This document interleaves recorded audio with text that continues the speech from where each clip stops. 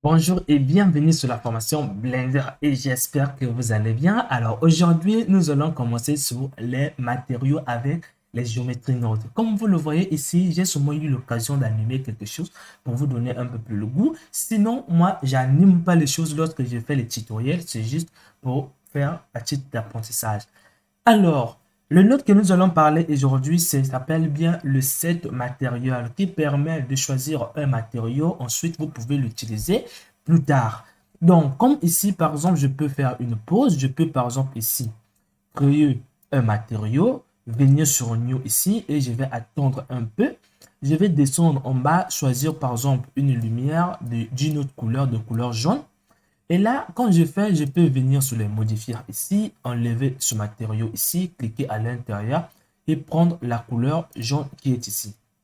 Maintenant, je vais recommencer les calculs et là, vous voyez bien que la lumière devient bien jaune.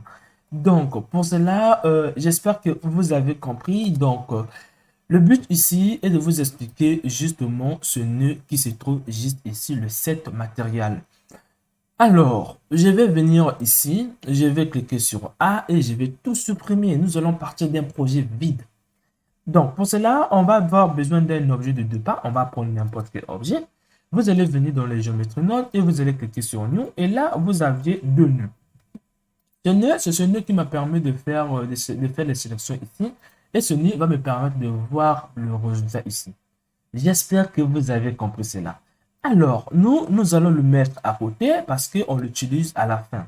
Donc, nous allons l'utiliser à la fin. Nous allons changer l'objet. Nous allons prendre un cube. Donc, un cube. Parce que quoi, c'est l'objet le plus simple à expliquer les choses dans les géométries Node. Donc, je vais mettre ça ici. Je peux agrandir justement ici. Je peux faire ceci. Je peux m'amuser comme ça. Je peux subdiviser. Je ne veux pas aller loin.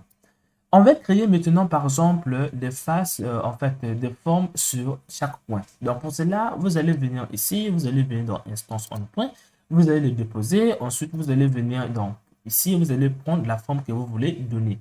Donc, moi, par exemple, ici, je vais prendre un cylindre. Ici, je le prends, je mets ici. Et là, vous avez quatre cylindres qui a une hauteur très élevée. Donc, on va diminuer un peu la hauteur des cylindres. On va aussi diminuer un peu le rayon des cylindres, comme ça. Comme ça. Une fois que vous avez diminué le rayon de vos cylindres comme ça, vous pouvez le subdiviser comme ça.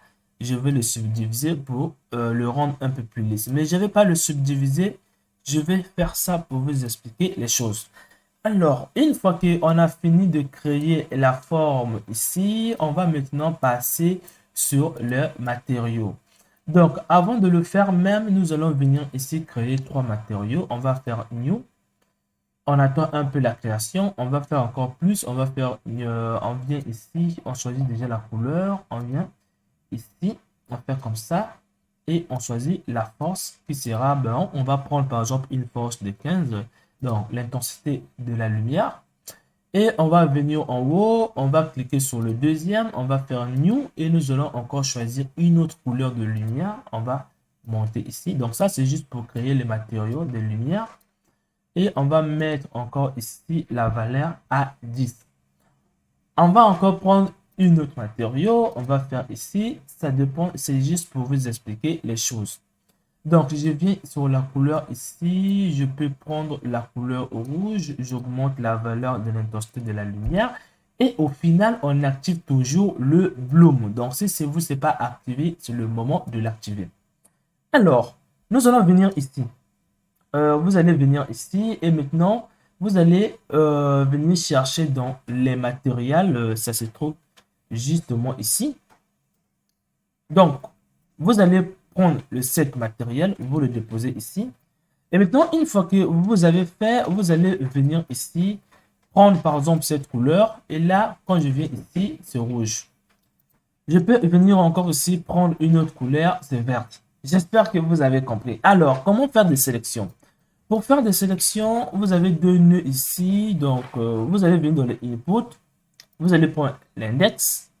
Vous allez prendre aussi un nœud ici dans les nœuds. On va prendre le nœud comparaison. Alors, ce nœud comprend la liste de tous nos objets. Donc, on va le mettre ici. Et ce va permettre de sélectionner dans cette liste quel objet doit être mis en couleur. Donc, quand je mets ici, vous voyez bien ici, je vais passer en égal pour voir les choses très bien. Donc, en égal.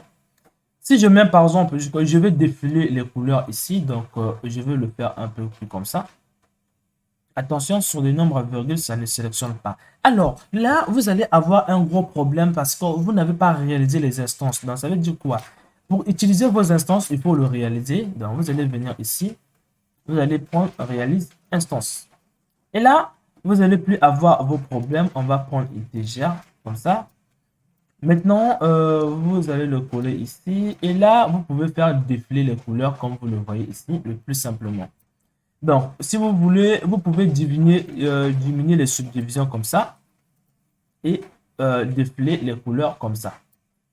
Donc, je vais revenir ici. Donc, j'espère que vous avez compris les sélections, comment je les ai fait pour sélectionner ici. Comme vous le voyez ici, je le fais passer tellement trop rapide. Donc, je le fais passer tellement trop rapide comme ça. Donc, j'espère que vous avez compris les sélections, vous avez compris ceci. Peut-être j'ai été trop vite. Donc, on se retrouve à la prochaine vidéo auquel je vais expliquer le set index. Comment choisir les matériaux par rapport à leurs index. Si vous ne connaissez pas les index,